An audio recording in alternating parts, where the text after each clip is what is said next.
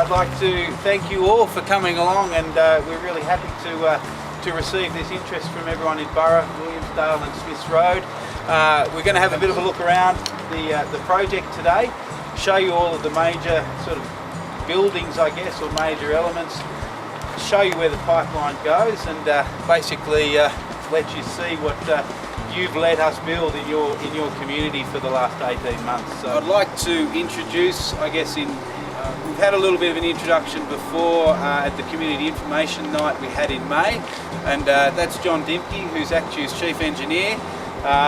John's been doing a lot of things for ACTEW for a long time, very successfully, and he's going to be charged with bringing this project into the operational phase. This is about, I guess, for us today, an opportunity to let everyone who has been with us along this journey in terms of the community to ask questions, have a look. So please, I would encourage that, and there's a number of people here who can help, and I hope you all have a good time, and thank you again for coming, and if I could get you to jump onto the bus, and we'll start this tour.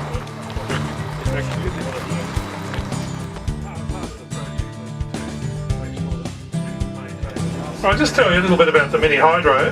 The mini hydro is built by a company in Tasmania, Tyco Tamar, and it's the actual fourth hydro power station owned by ACTEW Corporation. We've got one at Mount Stromlo, one at Googong Dam, another one up at Bendora, which is only a very, very small one, and this one here.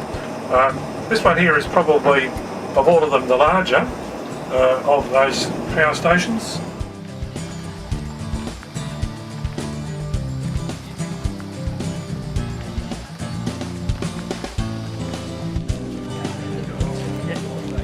Right, well, let's go into the hydro power station. The hydro power station consists of a couple of things. The incoming pipe works up on the far wall, and there's two.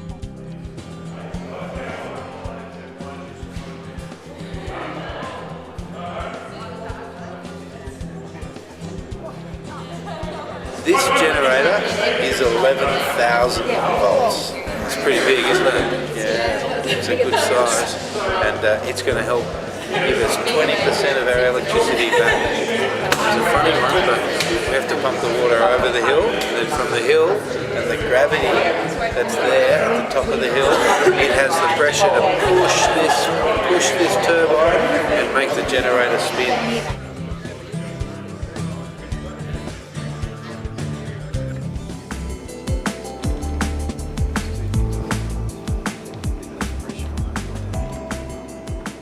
We've got the low lift pumping station on the river, which has got 3 pumps.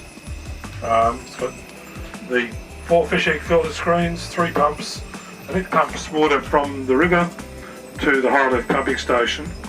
And depending on the number of high lift pumps, or the flow rate which we want to pump from the high lift pumping station, depends on the number of pumps we run in the low lift pumping station.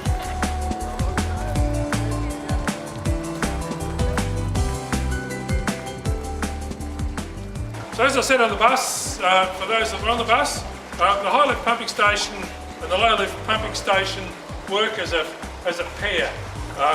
The low lift pumping station has to be operating for the high lift pumping station to be operating, so it provides water with enough pressure for us to actually operate these pumps.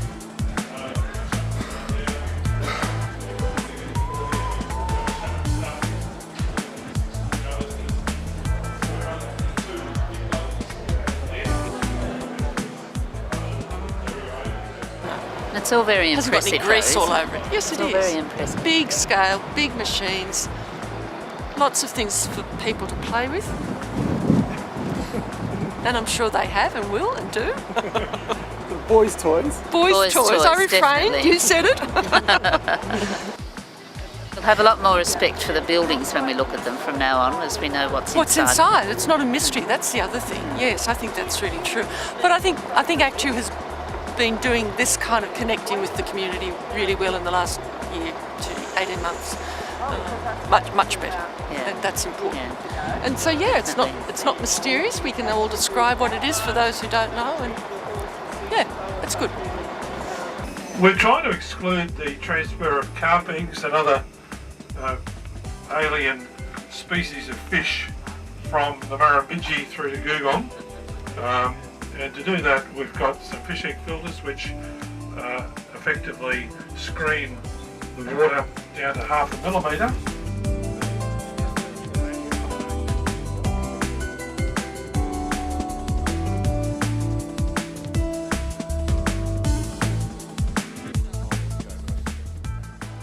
So you were interested to come out today? Oh yeah, definitely. We've always been on the cotter ones as well, haven't we?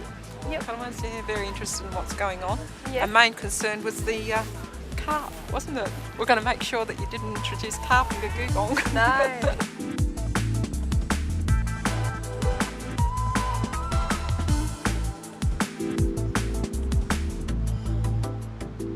Under the concrete covered chambers are the pumps, and the final end chamber is all the electrical valves, wiring coming in from the high lift pumping station.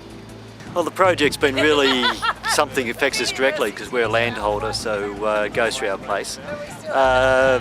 From the point of view of my point of view, it's all worked pretty well. So the people have been really good. We've got a lot of good consultation. We've ended up with a piece of pipeline, so we've got our own piece of pipeline. And so the explanation here has been really good.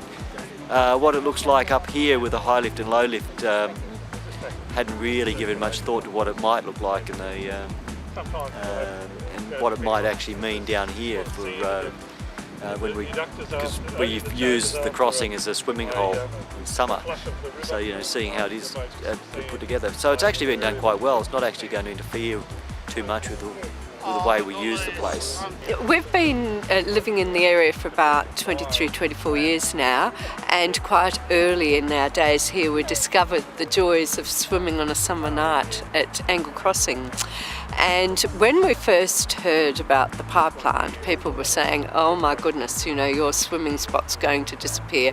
We were very concerned about it because we have an adult daughter who's physically disabled, and she loves to come out here for a swim on an evening, and we bring a meal down and have a drink down here and a swim, and it's the most beautiful, idyllic spot. So we were delighted when we found out that all this renovation was going to go ahead along with the pipeline, because it's going to make it even easier for her to get down to the water and the swimming spots safe for us.